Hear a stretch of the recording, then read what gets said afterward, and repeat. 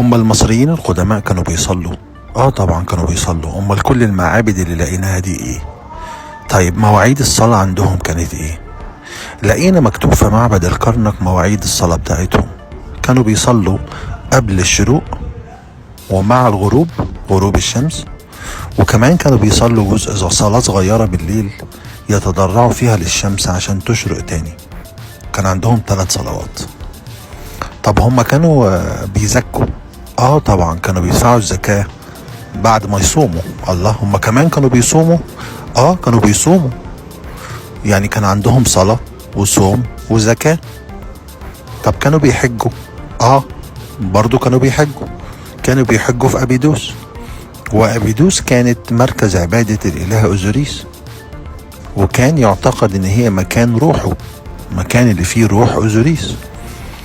والروح في اللغة المصرية القديمة هي البا، وكمان الكا، الروح والقرين.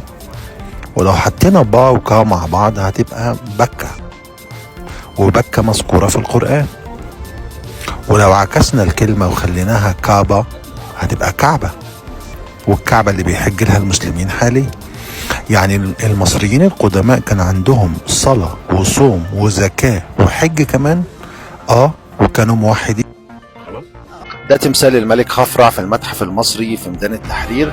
الفيديو ده ردا على بعض الناس اللي بتقول ان اسم الملك اللي مكتوب على التمثال اتكتب لاحقا، وان التمثال اقدم بكتير من عصور الفراعنة عموما، وبيقولوا ان الطريقة اللي اتكتب بيها الاسم لا ترقى لمستوى التمثال نفسه، وبالتالي هي اللي عمل التمثال مش هو اللي كتب الاسم. انا جايب لكم هنا تمثال تاني بتاع الملك منقرع او منكورع ابن الملك خفرع. التمثال ده معمول من الرخام الالاباستر، يعني ده حجر سهل التشكيل جدا، ومع ذلك لو بصينا لاسم الملك هنلاقيه برضو مكتوب بنفس الطريقة اللي اتكتب بيها اسم الملك خفرع على التمثال التاني. وبالتالي نفهم ان التمثال كان بيتصنع او بيتنحت، وبعد ما بيخلصوا التمثال بيضيفوا اسم الملك. يبقى تمثال الملك خفرع يعود لعصر الملك خفرع، عمل عشان الملك ويحمل ملامح الملك، ومش أقدم من عصر الأسرة الرابعة ولا حاجة. واللي يقول لك كلام غير ده يبقى يا إما مش متخصص يا إما غاوي شهرة. تحيا مصر دائما وأبدا. دي قطعة أثرية موجودة في المتحف المصري الكبير من الحجر الجيري الملون، وعليها نقش هيروغليفي في منتهى الجمال.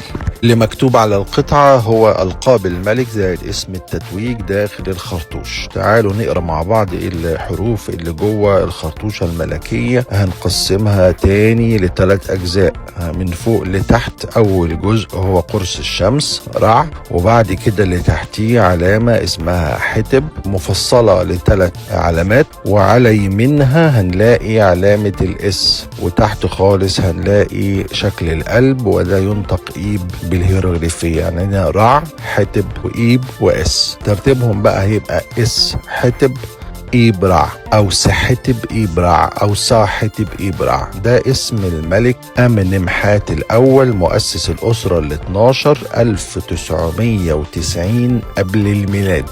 يعني عمر القطعة دي حوالي 4000 سنة. الاسم معناه بقى الذي يرضي قلب رع، أو الذي قلبه يرضي رع. وبالمناسبة في ملوك كتير بعد أمنمحات الأول اتخذوا الاسم ده كلقب تتويج ليهم في الأسرة ال12 وفي الأسرة ال13 كمان.